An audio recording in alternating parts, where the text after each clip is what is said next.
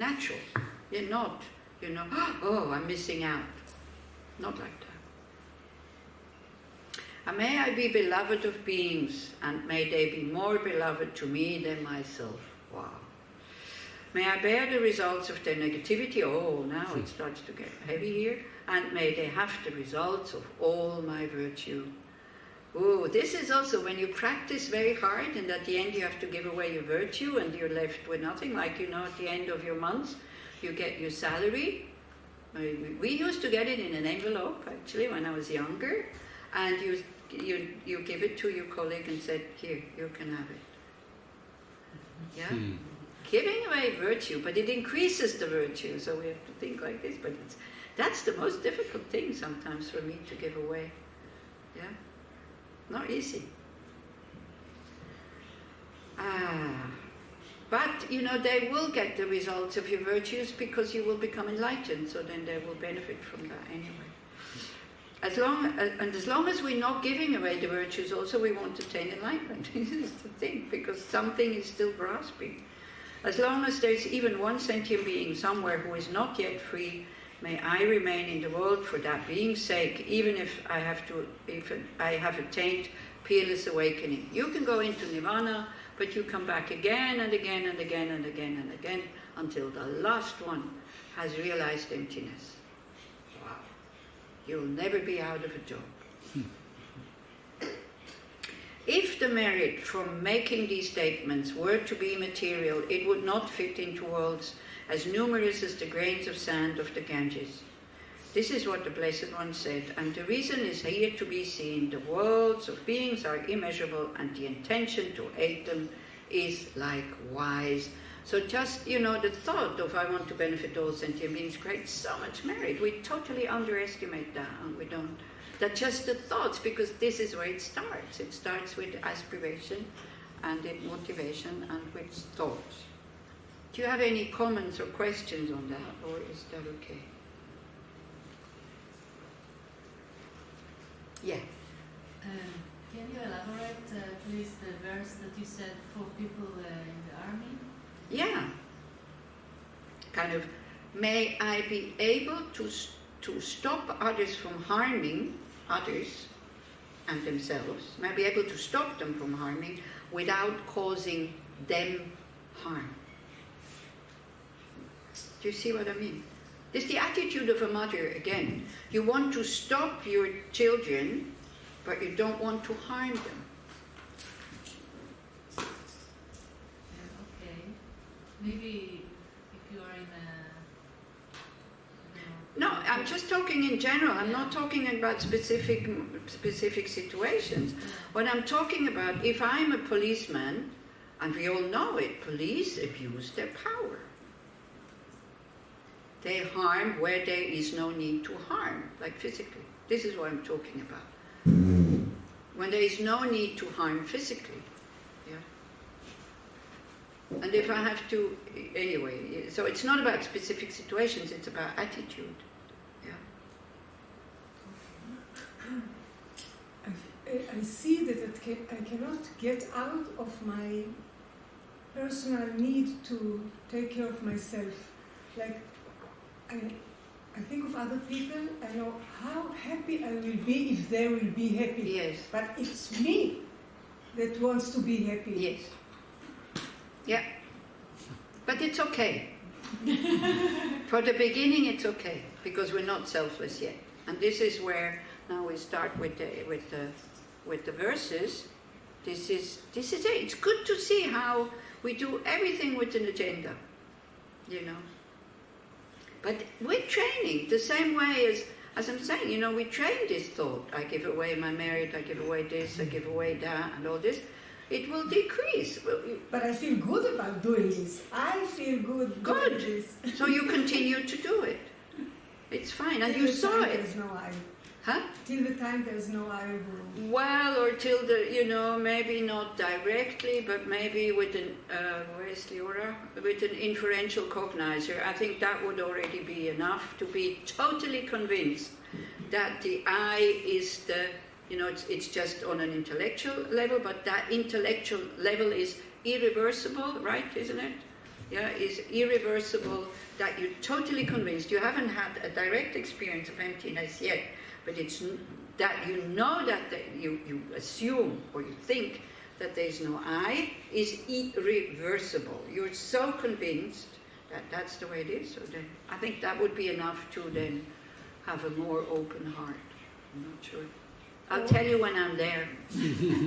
Or maybe when I see emptiness, compassion, and take care of the others will become there without me being there. Yeah.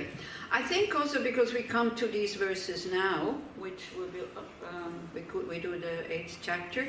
We come to these verses now. I think also some of the arguments, and this is why I said this now. What we did in the reflection. By the way, I didn't plan it to go like this. I cannot plan anymore my things, what I'm doing. So it just came like that, and I thought, shit, this is very difficult. To be so just with the experience. Wow, it's almost impossible. For you, was possible? To be with the experience? I lost it quite a few times, that breath, and then I, went into thought, then I came back. But I found it quite helpful to be really, really, that's your job now. Just the sensation of your breath, not 1, 2, not counting.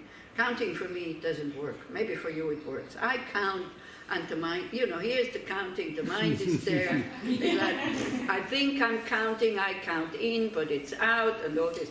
But sensation, this I found, whoa, then, the contact and all this. So maybe you can try that, every morning, just to be focused on the sensations. Because that's what we need to learn, not just the growth, the kind of tangible sensations, but also the sensations of the mind, that we become, that sometimes we have a thought, absence of wanting, because like desire, anger and all this is very present. So most of the people, when they don't practice, they're not aware of what's going on. They just, I am angry and that's it. But when you train these kind of unhelpful emotions, you feel them very quickly. This is what I'm saying. Then I get all hot. Yeah, that's what it is. So you become aware of them. But the so-called natural ones, good ones, we're not aware of them because it's just spacious. But it's also good to be aware of that, and from time to time think, absence of wanting, absence of anger, absence of fear. And to wire, now this is neuroscience, to wire the brain to notice these things, to stay there with awareness. Because usually they pass like this, as you say. That's what we have to train. When we feel, we have moments of that. We have moments of absence of I, definitely. In sports, when you're very good at it. I'm sure these kite surfers, when they are in the middle of the action, there's no I there. It's just oneness with wave and wind and kite and board and everything. Yeah, moments, not all the time. I can remember from skiing, right? Maybe painting, if you're good at painting, it just flows. Dancing, yeah. Do you remember maybe when you know what you're doing and you let go and you don't feel what you're doing? It just flows. So we have these moments. Or sometimes even just outside, or inside, or during the day, sometimes I feel like, wow, I feel so good. Just that, And there's no I who is arrogant about feeling good. There's no I at grasping. If you start grasping, what kind of coffee did I drink? Maybe it's the coffee who makes me feel good. Then it's finished. Then again, I comes in, and you start to compare. Yeah, it's a bit like that. So when we have moments when we can act selflessly, and then just, be aware of these moments. But yeah, if you want too much, you will not go that far because you'll be too harsh with yourself. If you want too much realization of this and this and this and this and think, but I've been practicing 20 years. Come on, I talk about 3.5 countless eons on the sutra path. Then the tantric path is a bit quicker, but only if we keep the vows. And keeping the vows is especially thinking about emptiness all the time of the tantric vows. Okay, So maybe you remember, no, so we have to start now, because that's where it goes to that we start to do actions where the I is present, but then we give the I logical reasoning why it's good for it to still do it. Now we're in the 8th chapter, so for those who weren't here or didn't follow on the Zoom and from previous years, we started with this text, I don't remember, 5-6 years ago, something like that. But we did all the chapters, but I don't know, maybe David, you know all the chapters. Were you present in all the chapters? I wasn't in the Zoom, only in the Yeah, you were live not one, in the yeah. Zoom. Yeah, so then in Zoom we did 6 and 7. The 6th chapter is on patience, the 7th is on enthusiasm. But it starts, again, I just do a recap for those who don't know. And again, please don't forget, it's a manual, it's instructions for somebody who wants to attain enlightenment. It's not how to have a happy life now. It's, there's other things in Buddhism you can use for that, 16 guidelines, things like that. Then you can use these kind of things. This is kicking your bum, it's like, come on, get going. So if you want that, like, again, if you want challenge, whoa, this is it, So, but it starts the first chapter. Anybody remembers?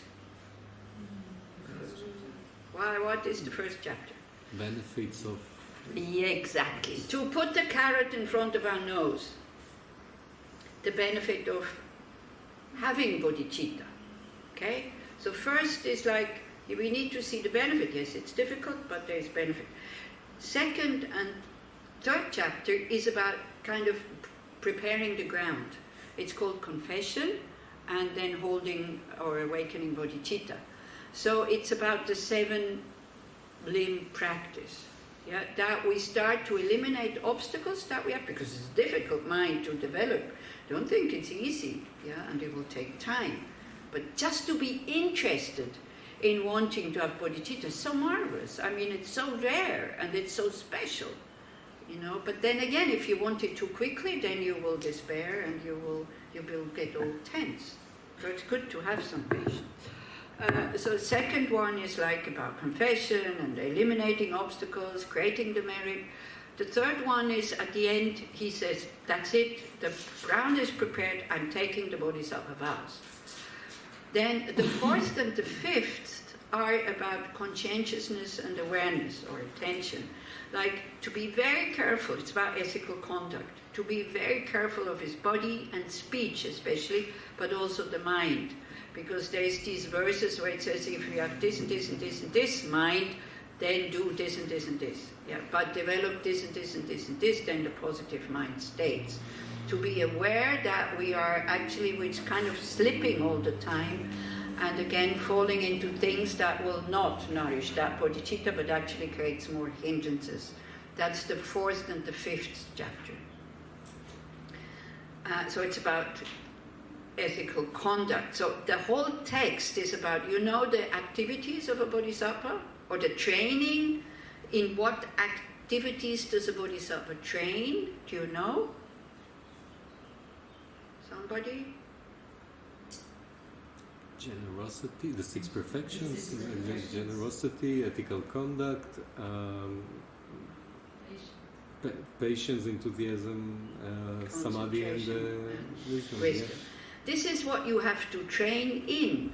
And so whenever there is an occasion to train in being generous, being ethical, meaning ethical means you're only ethical when you could be unethical, but you're aware, and then you are ethical. Then you practice ethical conduct. So ethical conduct, then patience, then it starts to slip again, enthusiasm, shamatha, concentration, and wisdom, the wisdom of knowing emptiness, the wisdom of knowing reality. So this text helps you to do these things, right? So 4 and 5 has to do with ethical conduct.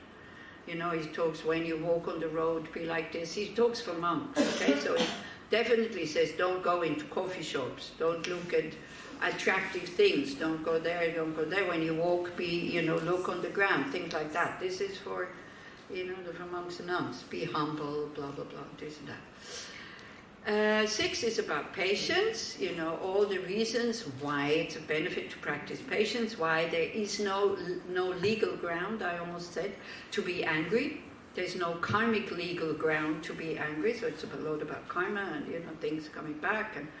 And then enthusiasm is kind of getting himself going for the last lap, because that one is, wisdom then, but the 8th chapter is really, all the other chapters are the preparation for this 8th chapter, which is coming now, which means exchanging oneself for others. All the other chapters are the preparation for that, because that will be the step that we will have to make. Okay? So what we did, there's some kind of mistake, because unfortunately, maybe unfortunately or not fortunately, this chapter is called meditation, but it's not teaching you how to meditate. It is teaching you first how to develop shamatha, but not the methods, but under what circumstances you can develop shamatha. Meaning, not having a family, not having ambitions for a good job, or money, or a sexual relationship, and blah, blah, blah. So, of course, if we hear it and you already have a family, that's very strange and very, what am I going to do? Don't forget, he's talking to monks who don't have a family, so that, like their own family, so that they're not developing the wish to have a family. Because that's what's happening, that monks and nuns disrobe, because all of a sudden the wish to have a family becomes stronger than bodhicitta can happen.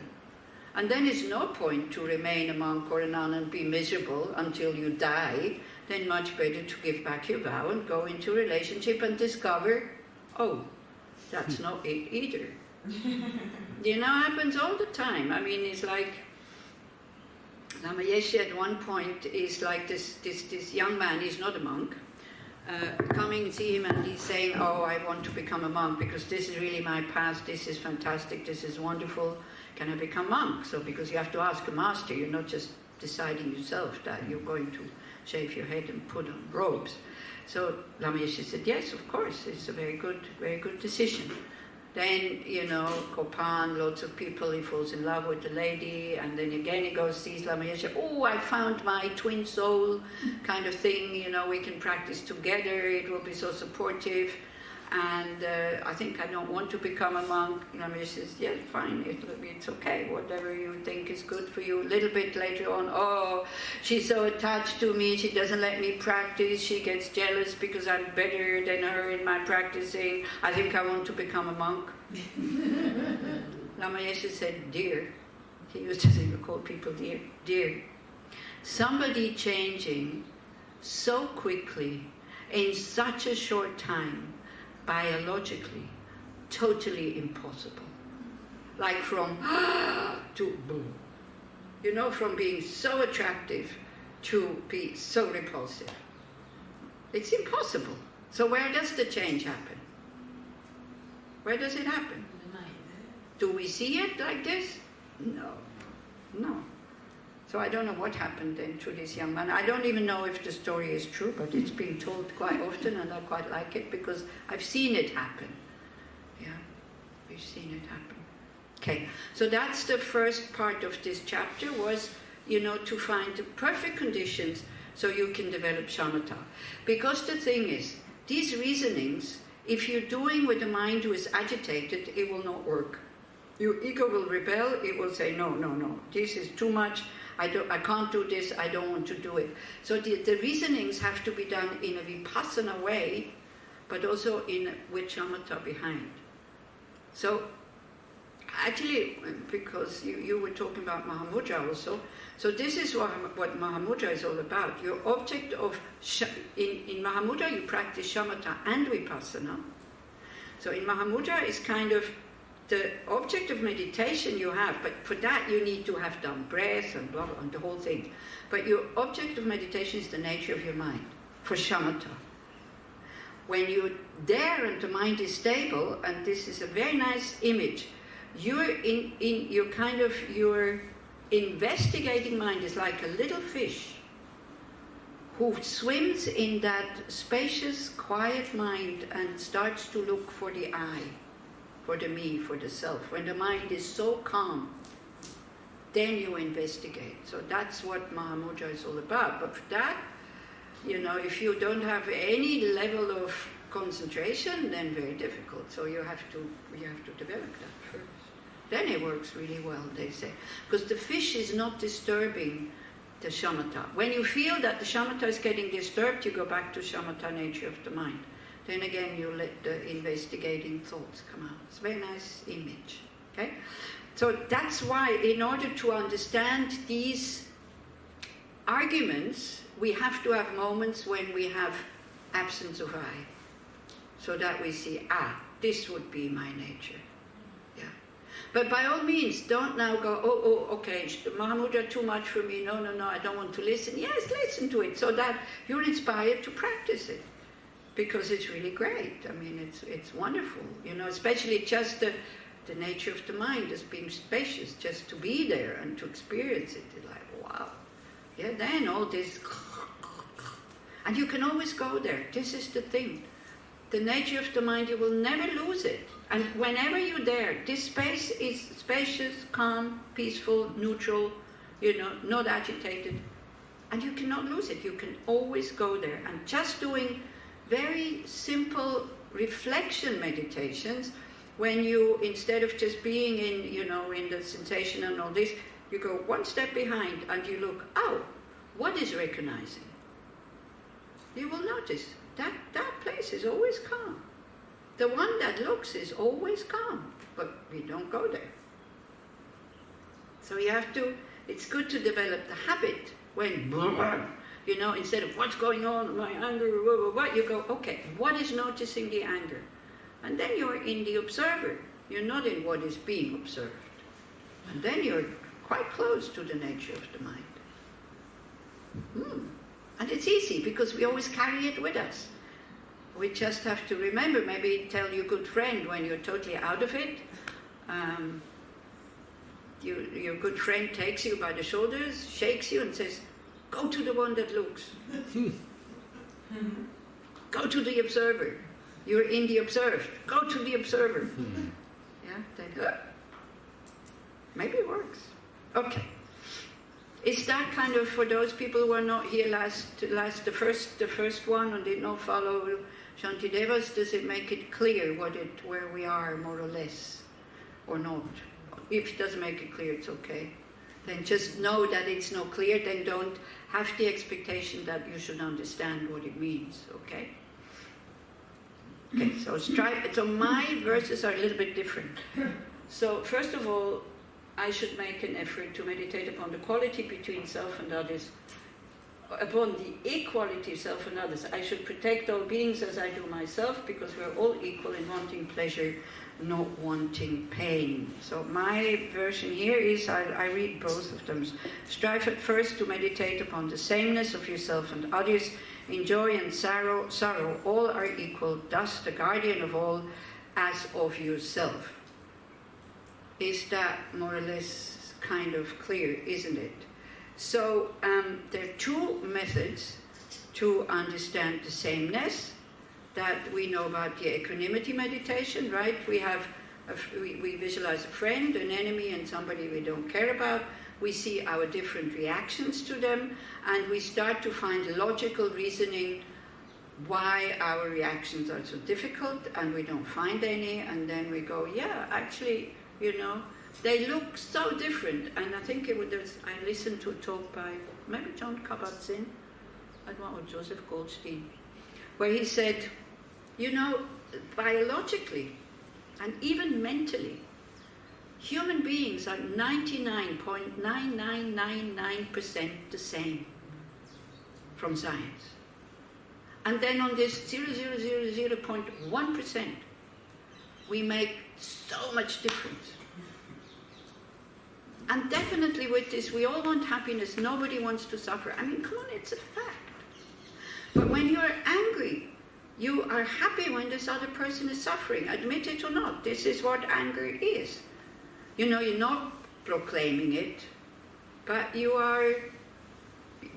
There are some people who show it with their body. When somebody else suffers, their enemy, they're happy, they show it with their body. If we really look inside, A little bit. No? There's no compassion. Definitely no compassion. So we have to be kind of honest. So then, we're so into justice, isn't it? We go like, oh, we want justice in this world. This world is so unjust. Yeah, especially when you are the friar, right? Are we just? Do we share all our belongings with others who maybe need it more than us? Do we just mentally have enough concern about others' happiness than we have for ourselves? Very simple. Yes or no? No. We don't have to be ashamed. We don't have to feel destroyed. We just have to see in a very sober way that's how we are. We're claiming, we want justice. Then start with yourself, as Thich Nhat Hanh says. It's like you have no right to ask somebody else to be peaceful if you yourself don't have the ability to be peaceful in every situation. Simple as that. Yeah. So one starts mentally with this. Now you're not going around of course you go globally, may all sentient beings have happiness and the causes of happiness. You're not going one by one. But what we can do at the beginning is like whoever comes into your face, just make that a daily practice also, whomever you meet, from time to time, may you be happy, may you be well. Or give him a smile, because now Luna is smiling. Just give him a spontaneous smile. It makes you more relaxed. And you start doing that with people you like. Yeah, to be actively friendly, because it's actually quite a shame, We are quite friendly with people that we don't meet so often. But then people that we live with, people that are there every day, we stop being really friendly with them. Appreciative, telling them how much we love them. Not all the time, or something is not they're not doing what I wanted to do, and then the friendliness goes out of the window. Yeah? So to bring friendliness to everybody, to all, and also then at the end you do it with somebody that you dislike. So of course at the beginning your smile is totally fake, but then you try to be kind, and all of a sudden your aversion is gone. But you need to want it to go. And that's important, because somebody also here in Israel asked me at one point, how can I like these people who openly on their car, because they were, getting over, openly on their car there's a sticker that they are against, this gender diversity, lesbians, homosexuals. How can I not hate them? Then I asked, do you want to stop hating them? And she said, no. Then don't even want to stop hating them if you still want to hate them. Right? So we have to be very clear what we want. And for that we need to know what is compassion, what is kindness. Compassion and kindness doesn't mean you let everybody do whatever they want to do, and you don't approve, you don't agree with them, what they're doing. But them as a person, you still want them to be happy. That's it. Yeah. So the second one, a good realization, is to do it between oneself and others. No matter what somebody else is doing, they want to be happy. We don't need stranger, we just take global, whatever people do. And the Dalai Lama also very often, he starts his teachings with saying that everybody wants to be happy, nobody wants to suffer. And he says, people are religious. Why? Because they want to be happy. They think it will make them more happy. People are not religious. Why? Because they think it will make them more happy than being religious. It's the same purpose of being... okay, so I read you, because what I did, Leora has the book. I copied out a few of Pema Chodron's comments on this, which I find very good, because she's a Westerner, she's a woman, and I find her commentary really, really good. So if you want to practice this, really practice it, like integrating in your daily life, I really recommend the book of Pema Chodron, which is called The Way of a Bodhisattva. Exactly. Becoming Bodhisattva. So don't forget, we're not Bodhisattvas. It's clear, so it's okay, but we want to go there. In German it is called it is never too late, the title of that book. So I had it in German, so I translated it a bit into English, so it's not one-to-one. So anyway, she says,